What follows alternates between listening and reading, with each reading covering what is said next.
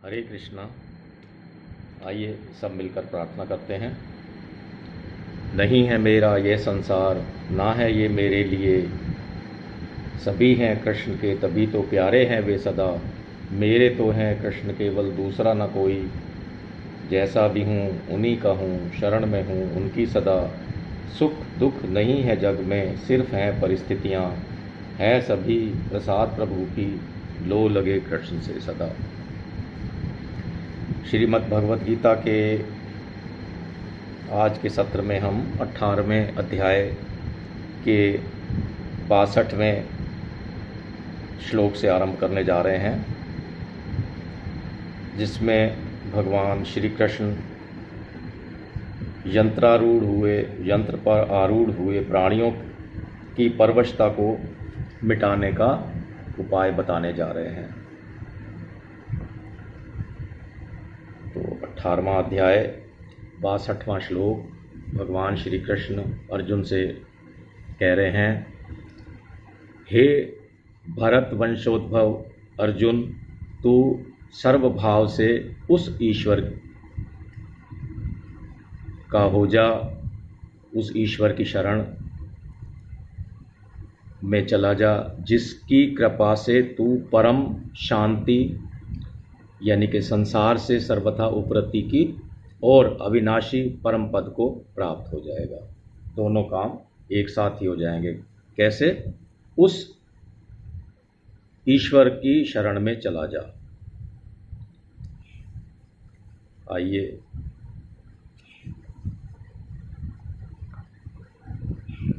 ये श्लोक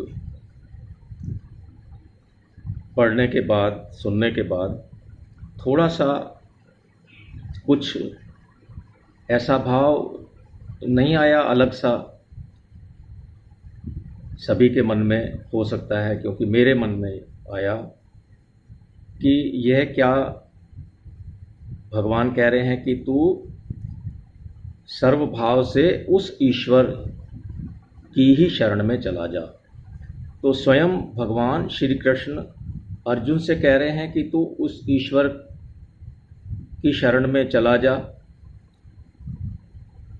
क्योंकि भगवान श्री कृष्ण तो स्वयं ही भगवान हैं, ईश्वर हैं। तो आइए इस बात को पहले समझने का प्रयास करते हैं सबसे पहले कि ऐसा क्यों कहा या इसका क्या मतलब है, क्या आशय है कहने का। मनुष्य में प्राय यह एक कमज़ोरी रहती है कि जब उसके सामने साक्षात संत महापुरुष विद्यमान हैं, तब उसका उन पर श्रद्धा, विश्वास एवं महत्व बुद्धि नहीं होती, क्योंकि वो सामने ही खड़े हैं और उसको लगता है कि ये तो आसानी से मिलने वाले हैं, भगवान तो इतने आसानी से मिलते नहीं हैं, या संत महापुरुष इतने आसानी से मिलते नहीं हैं। जहाँ किसी से अति परिचय होता है, ज़्यादा परिचय हो जाता है, वहाँ उसकी अवज्ञा की भी संभावना बन जाती है, उतनी महत्व बुद्धि नहीं रहती फिर उनके प्रति। लेकिन जब वो चले जाते हैं तब वह पीछे रोता है, पश्चाताप करता है कि काश मैंने तो उनको पहचाना ही नहीं, भगवान या संत महापुरुष मेरे सामने ही खड़े थे। ऐसे ही भगवान अर्जुन के रथ के घोड़े हाँकते हैं और उनकी आज्ञा का पालन करते हैं। किसकी? अर्जुन की आज्ञा का पालन करते हैं। वे ही भगवान अब अर्जुन से कहते हैं कि शरणागत भक्त मेरी कृपा से शाश्वत पद को प्राप्त हो जाता है, और तू भी मेरे चित्तवाला होकर मेरी कृपा से संपूर्ण विघ्नों को तर जाएगा। तब अर्जुन कुछ भी नहीं बोला कि ये तो मेरे सारथी हैं, मैं इनकी कृपा से कैसे तर जाऊंगा। तो अर्जुन चुप रहा, कुछ भी नहीं बोला। इससे यह संभावना भी हो सकती है कि भगवान के वचनों पर अर्जुन को पूरा विश्वास ना हुआ हो। इसी दृष्टि से भगवान अब यहाँ इस श्लोक के माध्यम से अर्जुन के लिए अंतर्यामी ईश्वर की शरण में जाने की बात कह रहे हैं। तो इस बात को हमें इस तरह से समझना चाहिए। चलिए, ये तो एक भूमिका बताई मैंने। इस विषय पर कि भगवान श्री कृष्ण ईश्वर से की शरण में जाने के लिए क्यों कहना पड़ा उनको। अब श्लोक को समझने का प्रयास करते हैं। भगवान कहते हैं कि जो सर्वव्यापक ईश्वर सबके हृदय में विराजमान है और सबका संचालक है, तू उसी की शरण में चला जा। कहने का आशय यह है कि सांसारिक उत्पत्ति, विनाशशील पदार्थ, वस्तु, व्यक्ति, घटना, परिस्थिति आदि किसी का भी जरा सा भी किंचित मात्र भी आश्रय ना लेकर केवल अविनाशी परमात्मा का आश्रय ले। पिछले श्लोक में यानी कि 61वें श्लोक में कहा गया कि मनुष्य जब तक शरीर रूपी यंत्र के साथ मैं मेरापन का संबंध रखता है तब तक ईश्वर अपनी माया से उनको या उसको घुमाता रहता है। अब यहाँ जो शब्द एक प्रयोग किया है भगवान ने, उस ईश्वर की ही शरण में, मैं यहाँ पर ही को जोर से बोल रहा हूँ, ही ईश्वर ही की शरण में चला जा। तो ये जो ही लगाया है उस शब्द से उसका निषेध करते हुए भगवान कहते हैं, किसका, जो पिछली बार कहा था, पिछले श्लोक में कहा था, तो उसका निषेध करते हुए भगवान अर्जुन से कहते हैं कि शरीर रूपी यंत्र के साथ ज़रा सा भी मैं मेरापन ना रख कर तू केवल उस ईश्वर की शरण में चला जा। सर्व भाव से, यानी कि किसी और कोई भाव नहीं होना चाहिए, किसी और का सहारा नहीं होना चाहिए, मैं मेरेपन का आश्रय नहीं होना चाहिए, मैं मेरेपन का संबंध नहीं होना चाहिए। सर्वभाव से शरण जाने का आशय यह है कि मन से उसी परमात्मा का चिंतन हो, शारीरिक क्रियाओं से उसी का पूजन हो, उसी का प्रेम पूर्वक भजन हो और उसके प्रत्येक विधान में परम प्रसन्नता हो। यह विधान चाहे शरीर, इंद्रियां, मन, बुद्धि के अनुकूल हो चाहे प्रतिकूल हो, उसे भगवान का ही किया हुआ मानकर खूब प्रसन्न हो जाएं कि अहो भगवान की मेरे पर कितनी कृपा है कि मेरे से बिना पूछे ही, मेरे मन बुद्धि आदि के विपरीत जानते हुए भी केवल मेरे हित की भावना से मेरा परम कल्याण करने के लिए उन्होंने ऐसा विधान किया है। ऐसा समझना चाहिए, चाहे हमारे जो वह विधान है हमारे शरीर, मन, इंद्रियां आदि के अनुकूल हो अथवा प्रतिकूल हो, ऐसा हमें समझना चाहिए कि मेरे हित के लिए ही किया है, ऐसा भाव रखना चाहिए।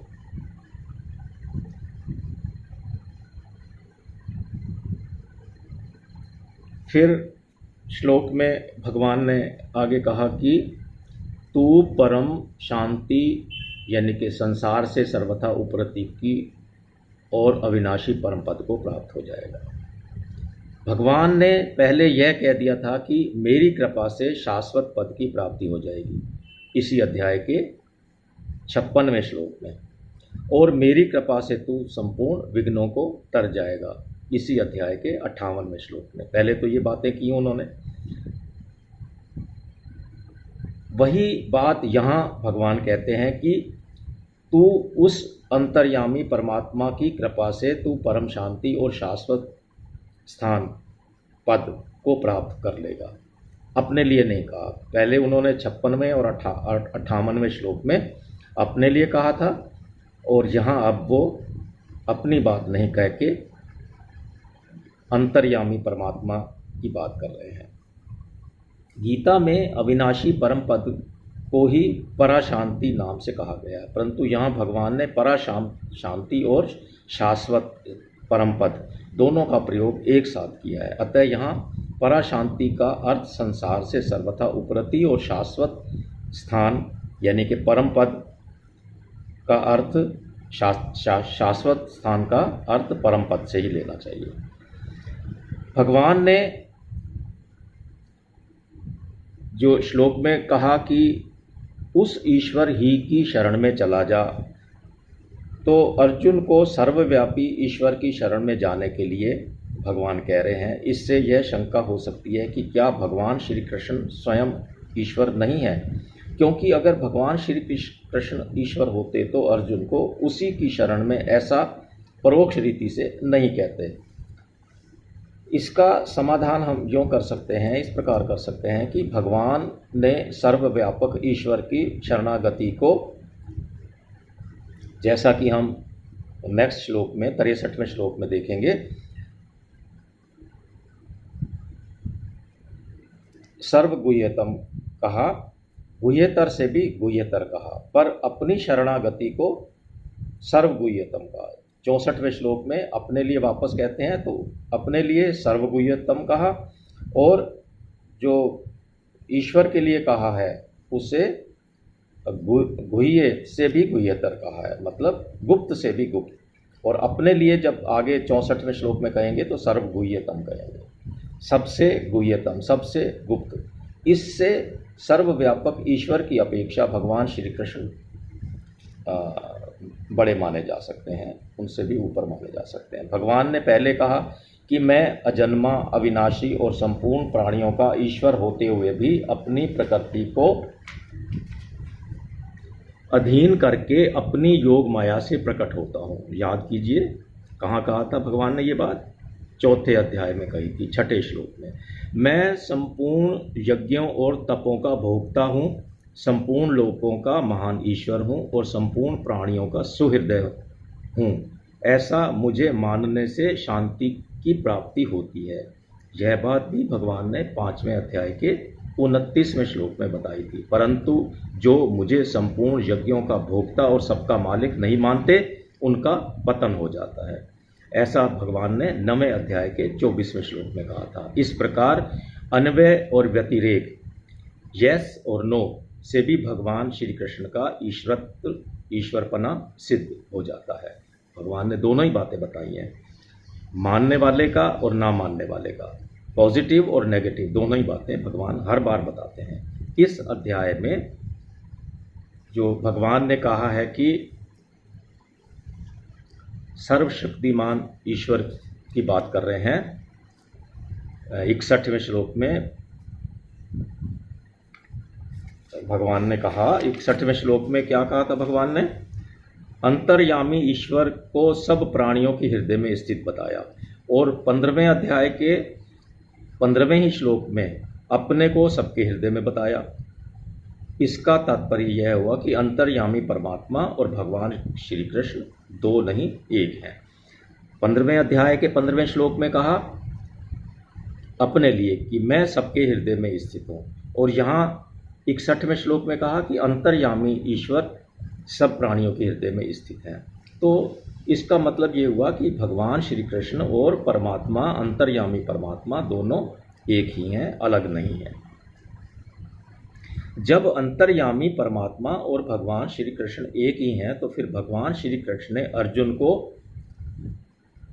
यहाँ पर जो कहा है उस ईश्वर की शरण में चला जा, तो ऐसा क्यों कहा? तो इसका कारण हम यह कह सकते हैं कि पहले 56वें श्लोक में, इसी अध्याय के 56वें श्लोक में, 56 श्लोक में भगवान ने अपनी कृपा से शाश्वत अविनाशी पद की प्राप्ति होने की बात कही, और 57वें और 58वें श्लोक में अर्जुन को अपनी शरण होने की आज्ञा देकर मेरी कृपा से संपूर्ण विघ्नों को तर जाएगा, यह बात कही।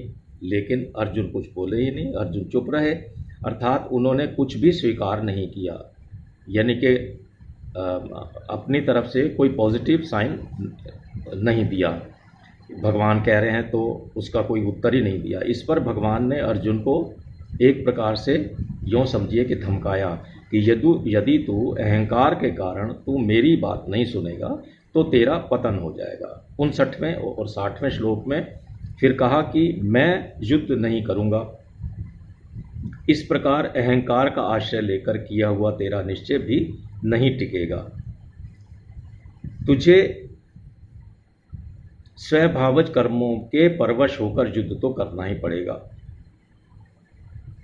भगवान के इतना कहने पर भी अर्जुन कुछ नहीं बोले, चुप रहे। अतः अंत में भगवान को यह कहना पड़ा कि यदि तू मेरी शरण नहीं आना चाहता तो सबके हृदय में स्थित जो अंतर्यामी परमात्मा है उसकी शरण में चला जा, उन्हीं की शरण में चला जा। वास्तव में अंतर्यामी ईश्वर और भगवान श्री कृष्ण सर्वथा अभिन्न हैं, अर्थात सबके हृदय में अंतर्यामी रूप से विराजमान ईश्वर ही भगवान श्री कृष्ण हैं, और भगवान श्री कृष्ण ही सबके हृदय में अंतर्यामी रूप से विराजमान ईश्वर हैं, और वो दोनों अलग नहीं हैं, एक ही हैं। जीव ईश्वर का ही अंश है, जैसा कि हम पूर्व में भी जान चुके हैं। इसलिए भगवान ईश्वर की ही शरण में जाने के लिए कहते हैं। ईश्वर के शरण होने से अहंकार नहीं रहता। जब तक जीव ईश्वर के वश या शरण में नहीं होता, तभी तक वह प्रकृति के वश में रहता है। जितना जितना जड़ता की ओर जाता है, उतनी उतनी आसुरी संपत्ति आती चली जाती है, और जितना जितना चिन्मयता की ओर जाता है, उतनी उतनी दैवी संपत्ति बढ़ती चली जाती है। इस प्रकार हमने 62वें श्लोक को समझने का प्रयास किया। अब हम आगे बढ़ रहे हैं 63वें श्लोक की तरफ। पिछले श्लोक में यानी कि 62वें श्लोक में भगवान ने अर्जुन से कहा कि तू उस ईश्वर या अंतर्यामी ईश्वर की शरण में चला जा। ऐसा कहने पर भी अर्जुन की कोई प्रतिक्रिया नहीं रही, अर्जुन कुछ नहीं बोले। इसलिए भगवान आगे के श्लोक में अर्जुन को चेताने के लिए उन्हें स्वतंत्रता प्रदान करते हैं। किस प्रकार करते हैं, आइए देखते हैं। 18वां अध्याय 63वां श्लोक। भगवान श्री कृष्ण अर्जुन से कहते हैं, यह गुह्य से भी गुह्यतर शरणागति रूप ज्ञान मैंने तुझे कह दिया है। अब तू इस पर अच्छी तरह से विचार करके जैसा चाहता है वैसा कर। तो बड़ी एक अजीब सी बात हो गई। भगवान ने अब ये कह दिया कि तू जैसा चाहता है वैसा कर, मैंने तेरे को सब कुछ कह दिया है, अब विचार कर ले, जो तेरे को अच्छा लगे वैसा कर। तो जैसा कि हम लोग भी कभी कभी अपने अनुज को, बच्चों को, अपने प्रियों को कह देते हैं, कोई बात समझाते हैं और वो नहीं मानते, तो अंत में फिर हम उनको झिड़क कर इस तरह से कह देते हैं कि ठीक है, तू ऐसा नहीं कर रहा है तो ठीक है, फिर तेरी मर्जी है, जैसा कर ले। तो वही बात यहाँ भगवान ने भी एक मीठी सी झिड़की दे दी, मीठी सी डांट सी दे दी। आइए समझने का प्रयास करते हैं। यह गुह्य से भी गुह्यतर शरणागति रूप ज्ञान मैंने तुझे कह दिया है।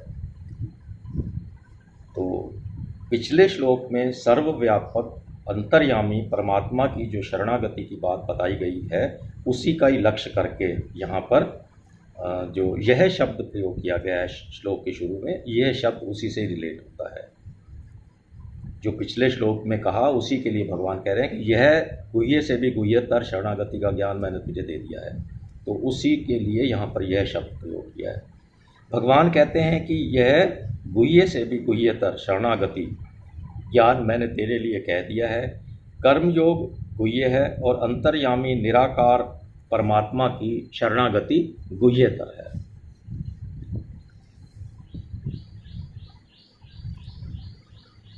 इस पर तू अच्छी तरह से विचार करके, तो जो गुह्य से गुह्यतर शरणागति ज्ञान बताकर भगवान अर्जुन से कहते हैं कि मैंने पहले जो भक्ति की बातें कही हैं उन पर भी तुम अच्छी तरह से विचार कर लेना।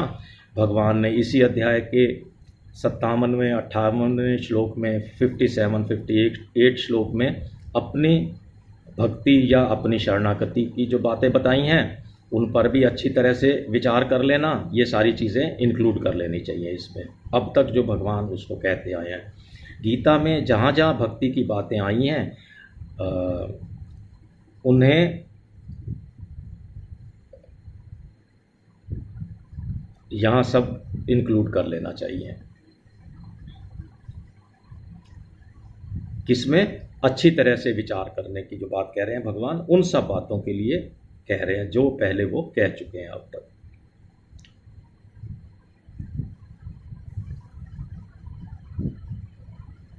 अब भगवान कहते हैं कि अच्छी तरह से विचार करके। यह कहने में भगवान की अत्यधिक कृपालुता की एक गूढ़ाभिसंधि है कि कहीं अर्जुन मेरे से विमुख ना हो जाए। इसलिए यदि यह मेरी कही हुई बातों की तरफ विशेषता से ख्याल करेगा तो असली बात अवश्य ही इसकी समझ में आ जाएगी और फिर यह मेरे विमुख नहीं होगा। भगवान ने जितनी भी पहले सब कही हुई बातों पर पूरा विचार करने के लिए कहा है कि उन पर विचार करके फिर तेरी जैसी मर्जी आए वैसा कर, यानी कि तू अपना निर्णय खुद ले ले, तू जैसा करना चाहता है वैसा कर। ऐसा कहने में भी भगवान की आत्मीयता, अपनापन, कृपालुता और हितैषिता, भलाई ही प्रत्यक्ष दिखाई दे रही है।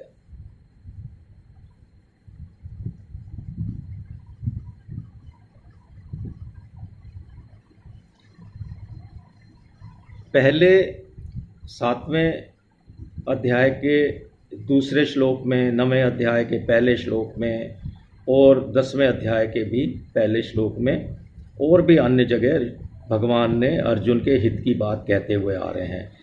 पर इन वाक्यों में भगवान की अर्जुन पर सामान्य कृपा है जो पहले कही थी। 58वें श्लोक में भगवान ने अर्जुन से कहा कि नहीं सुनेगा, यानी कि मेरी बात को नहीं सुनेगा तो तेरा पतन हो जाएगा। और इस श्लोक में अब भगवान कह रहे हैं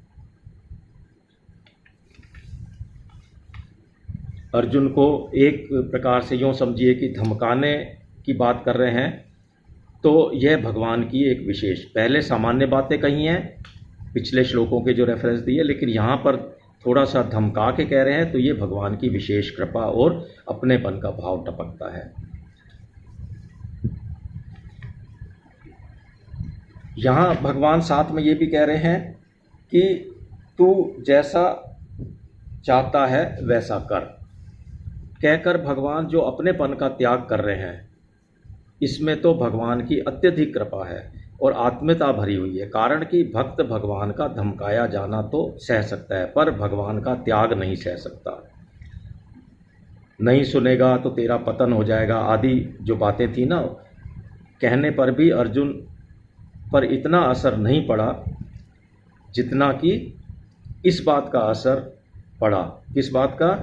कि अपनी इच्छा से जैसा तू करना चाहता है वैसा कर, इस बात का अधिक असर पड़ा। इसे सुनकर अर्जुन घबरा गया कि भगवान तो मेरा त्याग कर रहे हैं, क्योंकि ऐसा कहना तो बनता ही नहीं, लेकिन ये भगवान तो अपनी तरफ से विशेष कृपा कर रहे हैं, अपनेपन का भाव है। लेकिन अर्जुन को घबराहट हो गई कि ये कहकर कि अब तेरी मर्जी है जैसा कर ले, तो भगवान मेरा त्याग कर रहे हैं, कहीं ऐसा तो नहीं, क्योंकि मैंने यह बड़ी भारी गलती की कि भगवान के द्वारा प्यार से समझाने, अपनेपन से धमकाने और अंतर्यामी की शरणागति की बात कहने पर भी मैं कुछ नहीं बोला, चुप रहा, मेरे कोई भाव प्रकट ही नहीं हुए, जिससे भगवान को जैसी मर्जी आए वैसा कर यह कहना पड़ा। अब तो मैं कुछ भी कहने के लायक नहीं रह गया हूँ, ऐसा सोचकर अर्जुन बड़े दुखी हो जाते हैं। और तब भगवान अर्जुन के बिना पूछे ही सर्वगुह्यतम वचनों को कहते हैं, जिसका वर्णन आगे के श्लोक में है, हम नेक्स्ट श्लोक में देखेंगे। भगवान भी ये बात समझ गए कि भाई अर्जुन घबरा गया है, तो बात को उन्होंने संभाल लिया भगवान ने, कहीं ऐसा ना समझ ले कि मैंने अर्जुन का त्याग कर दिया है। थोड़ा सा और देखते हैं कि जैसे तेरी मर्जी आए वैसा कर का मतलब कुछ थोड़ा सा और समझें। यह भगवान त्याग करने के लिए नहीं कह रहे हैं, बल्कि अपनी तरफ से विशेषता से अपनी ओर खींचने के लिए कहते हैं। जैसे हम गेंद फेंकते हैं विशेषता से पीछे लेने के लिए, न कि त्याग करने के लिए, और वापस उछलकर अपने पास ही आती है। कहने का तात्पर्य यह है कि पिछले श्लोक में अंतर्यामी निराकार ईश्वर की शरणागति की बात कहकर अब भगवान अर्जुन को अपनी तरफ अर्थात सगुण साकार, पहले ईश्वर निराकार ईश्वर की बात की थी पिछले श्लोक में, अब सगुण साकार की तरफ खींचना चाहते हैं, जिससे अर्जुन समग्र की प्राप्ति से खाली ना रह जाए, रीता ना रह जाए। निराकार में साकार नहीं आता, पर साकार में निराकार भी आ जाता है। इस प्रकार हमने 63वें श्लोक को समझने का प्रयास किया। तो आज के सत्र में हम 18वें अध्याय के 63वें श्लोक तक ही, 63 श्लोक तक ही रखते हैं। आइए इस सत्र के अंत में भगवान का नाम लेते हैं। नाम संकीर्तनम यस्य सर्व पाप प्रणाशनम प्रणामो दुख शमनस्य तम नमामि हरि परम। हरे कृष्णा हरे कृष्णा हरे कृष्णा।